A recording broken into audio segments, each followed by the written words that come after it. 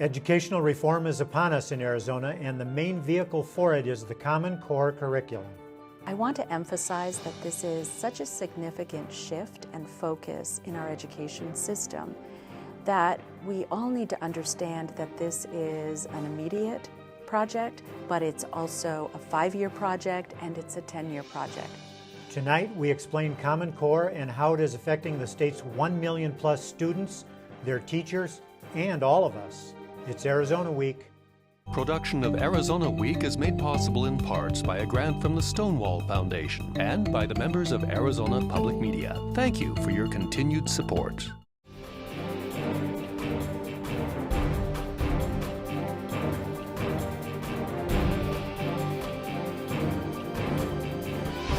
Once again, your moderator, Michael Chiha.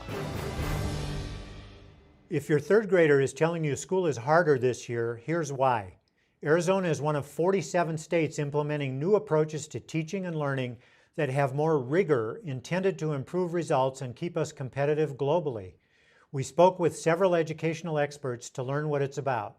First, the basics from Kathryn Hrabluk.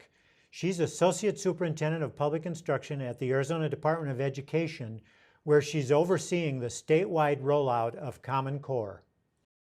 Is it simple enough to ask you to explain Common Core standards briefly? Very briefly, the Common Core standards are college and career aligned, meaning that our standards K through 12 are intended to have students fully prepared for a post-secondary learning opportunity. They are internationally benchmarked, meaning that the Common Core standards are aligned to strong standards internationally, and that these standards are designed to build deep thinking and critical thinking skills in our students. How does that manifest itself at grade levels? Let's start with, say, first graders. What would be the difference between how they've been learning and how they now will be learning? So it is similar and different in our English language arts standards and our mathematical standards. In our English language arts standards, there's a significant shift in the type of text that we are presenting children with. Especially in the primary grades, we tended to give our students narratives or fiction to read, and now there is a significant increase, up to 50% of the text in the primary grades needs to be informational text. So that's a very big shift. Also, a very significant focus on the text, where we tended to have children make connections to their life experiences or other things they knew. There's now a very deliberate intent to bring students' attention to the text that they're reading.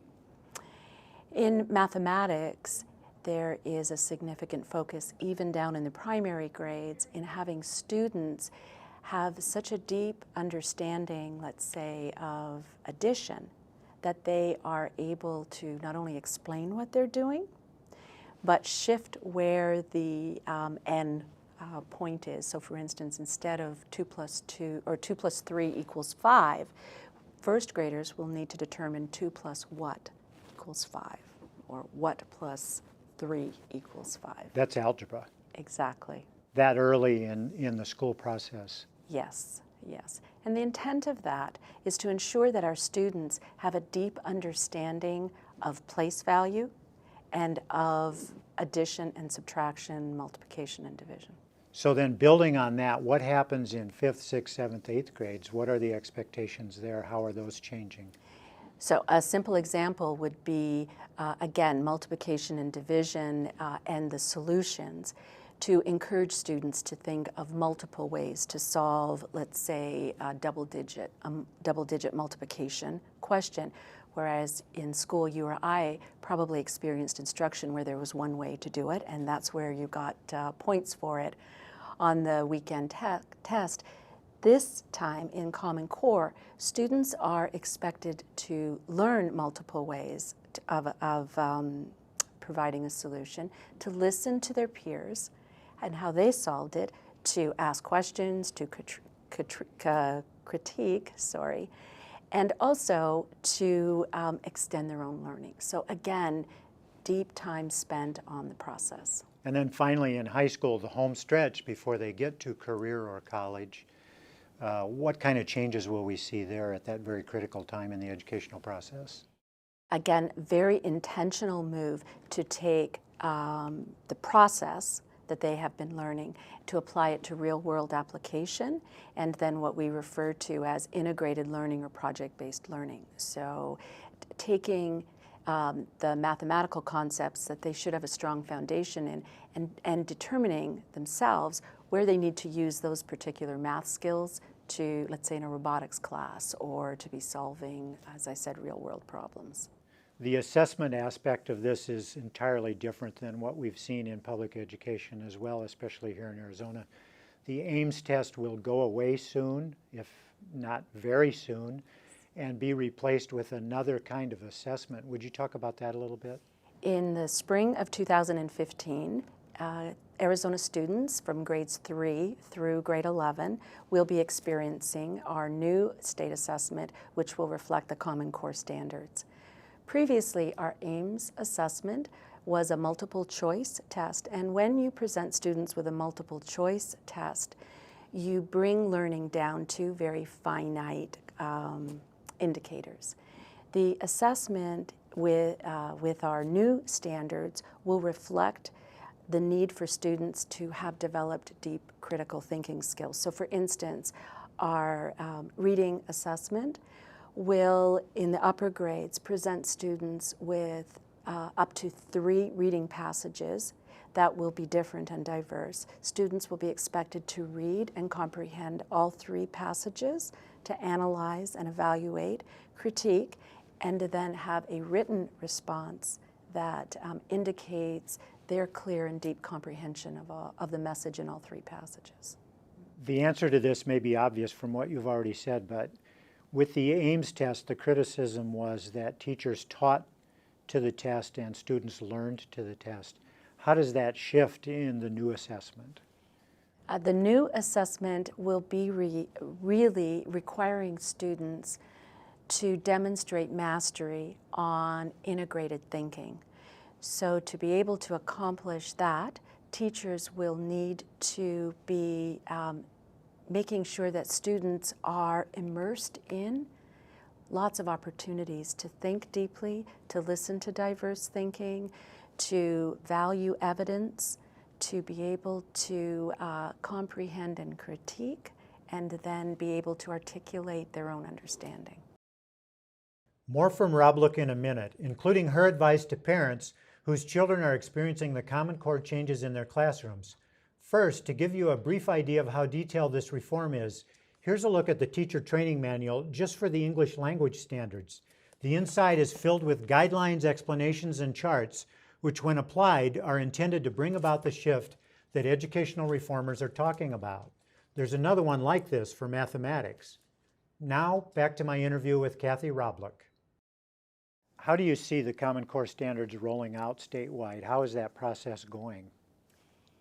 It definitely is work in progress, but we have been very busy in rolling out professional development to K-12 teachers across the state, Michael.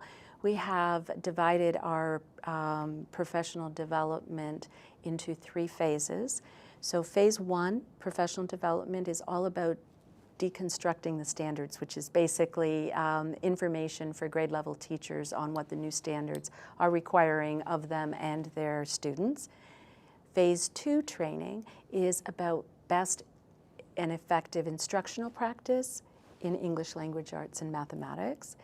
And then phase 3 is about project-based or integrated instruction. So while teachers are not moving through these phases of professional development in a linear fashion because they're all in different places, all of those 3 areas are extremely important in providing teachers with the support. So we have trained approximately 360 trainers across the state who are working regionally and locally to share at least the phase 1 training with local educators. When would Arizonans expect to see actual results from this in terms of the kinds of young people who are graduating high school, going into college, going into the workplace?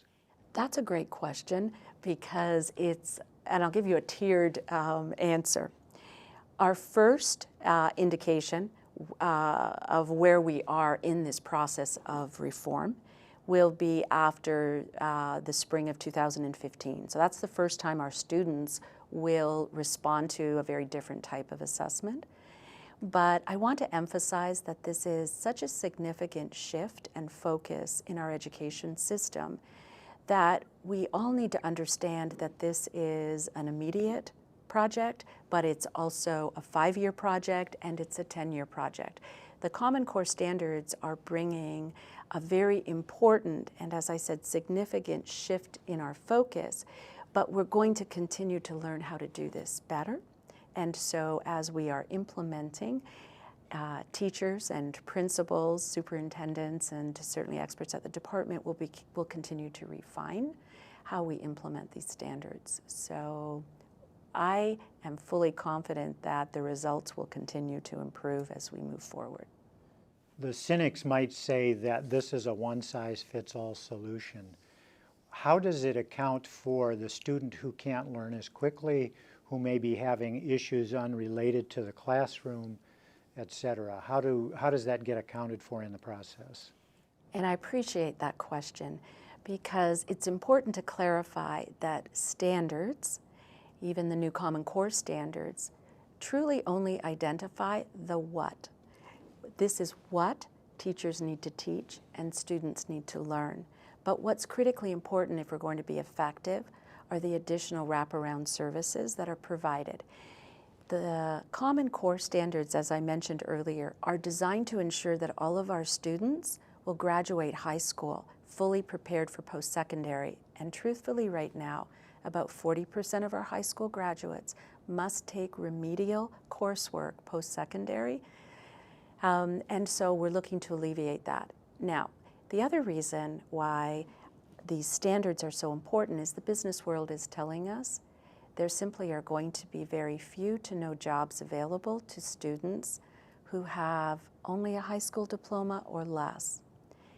If we are fully committed to ensuring that all of our students leave high school prepared for post-secondary learning, then it becomes absolutely essential in our K-12 system that we have the additional support systems available for all students. So that requires us to look at differentiated instruction in the classroom, individualized learning plans for students. It will also require us to take a look at time on task. How important will extended learning time be for some students? And how committed are we to making sure that all of our students graduate ready for post-secondary? That will require some additional reforms in K-12. What message do you have for the parents in Arizona for what they should be looking for or expecting to see in the educations of their children in the way of change and their own involvement? For parents who have students in the system right now, I expect that they will hear from some of their children that school is hard, it's challenging, it's starting to look and sound very different from what they have had in previous years. So I would encourage parents, one, to stay the course, and they should be expecting to see their children more deeply engaged in thinking through solutions, in reading more deeply to determine their own learning. So it's not just, I don't read a book just to pull words off the page for simple answers, but that I'm reading more deeply and reading across text. From a parent standpoint then, it's really important that they encourage their young children to wonder, that they encourage their older children to seek answers with multiple sources, to chase after their own learning, and to learn to listen to diverse ways of thinking. How is Common Core being applied at the local level? To find out, I'm joined by Maria Menconi, Interim Deputy Superintendent in the Tucson Unified School District. Welcome. Thank you. How are you applying it in TUSD at this stage of the implementation? We have full implementation in kindergarten through third grade, both reading and math.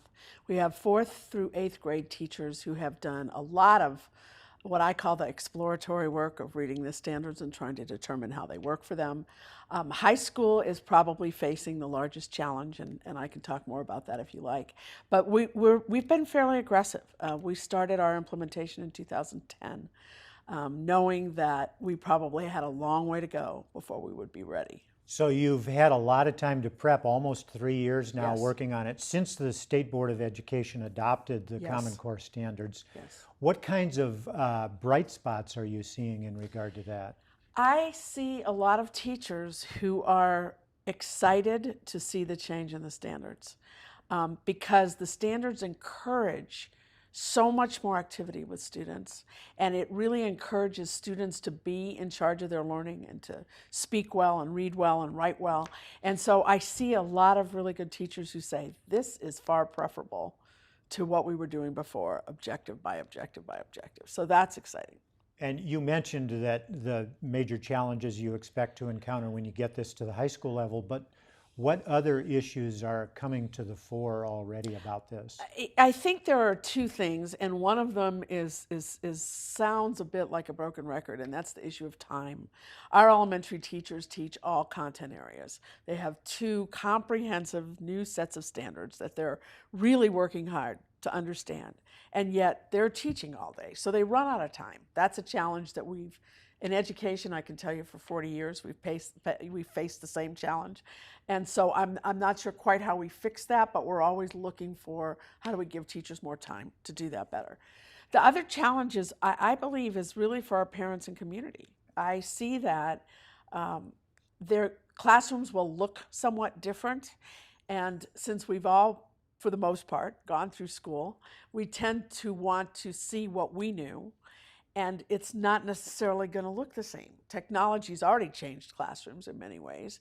And so I think when you move into a set of standards that really encourages a lot of ground up work from children so that they can really get their hands around the concept, it's not going to look neat and tidy. It's going to look busy and messy.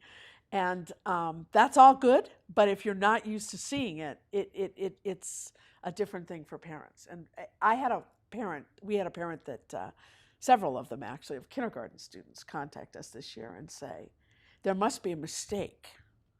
My student is doing addition, it's kindergarten, they're supposed to be counting.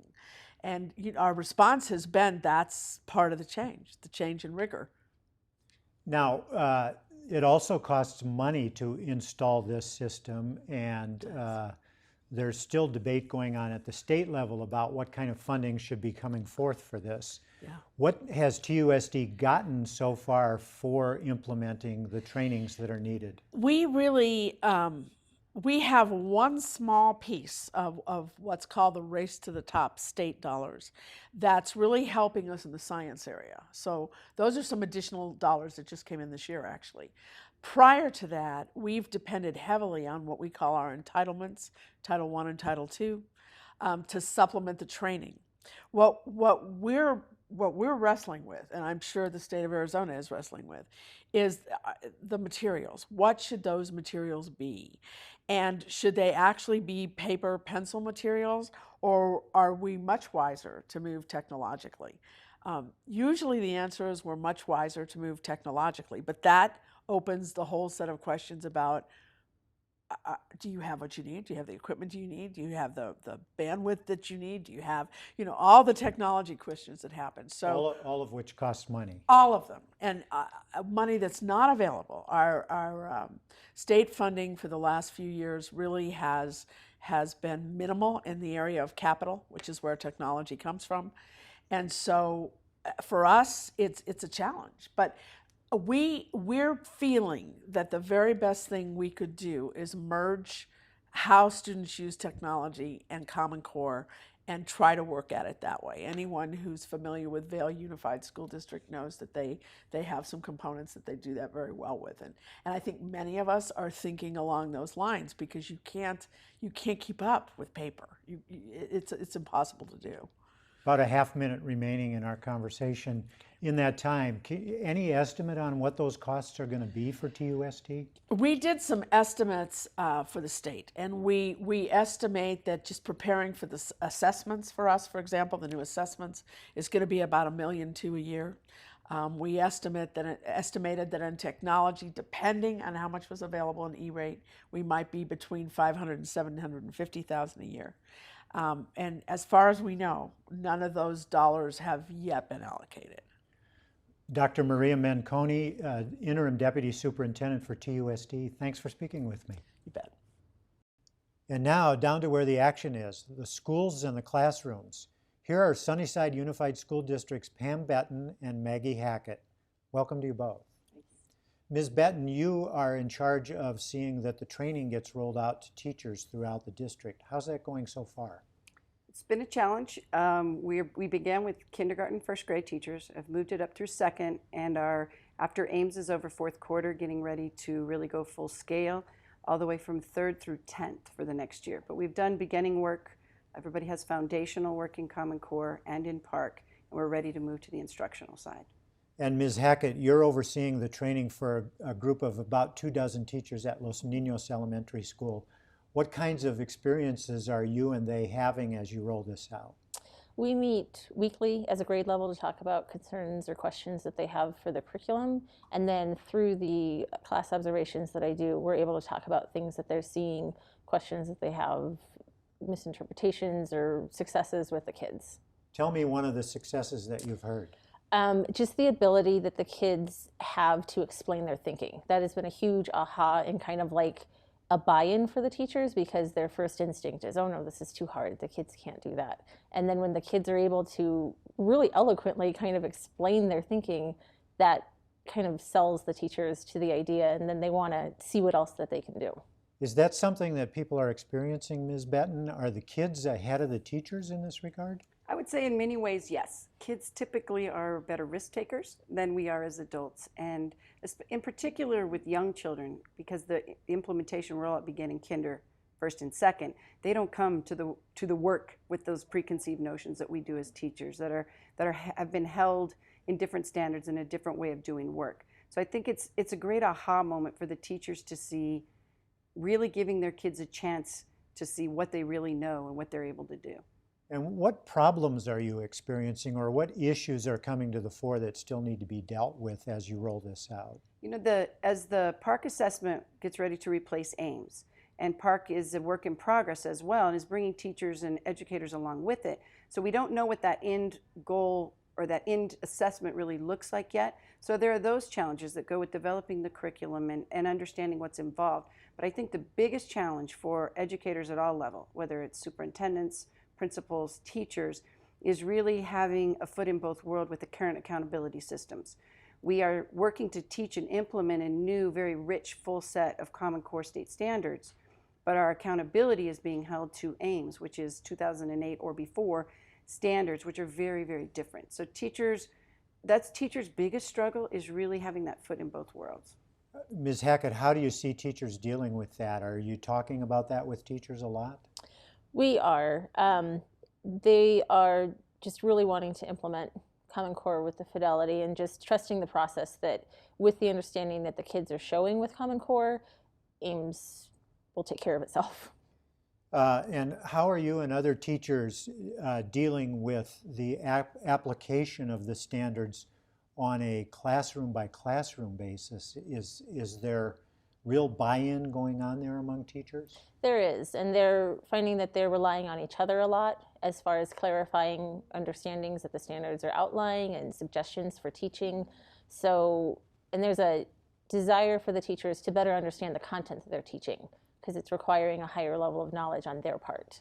And Ms. Betten, the improvement that's going on in the new system, are there bridges from the old system that are informing that? There are some a lot of the teaching strategies that are proven through research are still very viable strategies for use in the classroom. In addition to that, it's really that use of collaboration that we've done in the past pretty well within our own sites, but now we have the opportunity to collaborate with other sites and schools in our community and also nationally. Ms. Hackett, you talked about what's going on with K through 2 and how excited they are and how innovative they're being in regard to this, the children that is. And you're now working with the next level up, 3rd through 5th graders. How are they responding when they just get practiced on, if you will, with the Common Core? With them, it's been a little bit different because we've been implementing some of the digital curriculum. So they've had almost a little bit more of a scaffold to start in with the process. But they're excited, but again, kind of referencing to what Pam said, it's a little bit more of a trepidation because right now we're in that Ames Park conversion. It's going to take a while. And we have about a minute remaining. Ms. Betten, one of the things we talked about before we came on camera was Sunnyside's digital approach to learning. Talk a little bit about that and how Common Core is enhanced by that. The Common Core goal of being college and career ready, in addition to the PARCC assessment that's replacing Ames that will be taken online in grades 3 through 11, really has given our kids a chance to be ahead of the curve because we have a one-to-one initiative in grades 4 through 9. Currently, we'll be adding 10th grade, where kids have a laptop or a device that they work directly with.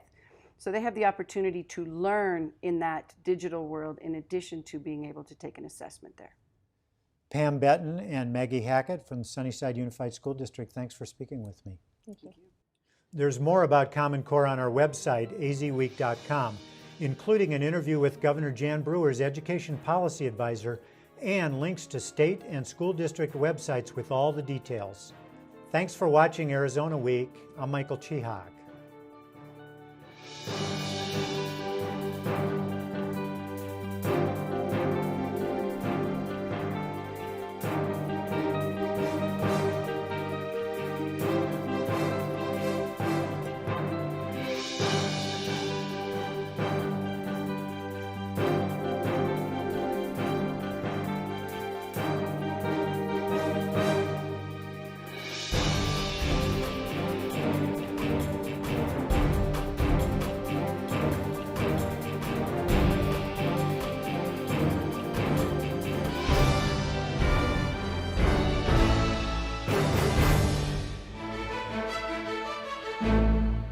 Production of Arizona Week is made possible in parts by a grant from the Stonewall Foundation and by the members of Arizona Public Media. Thank you for your continued support.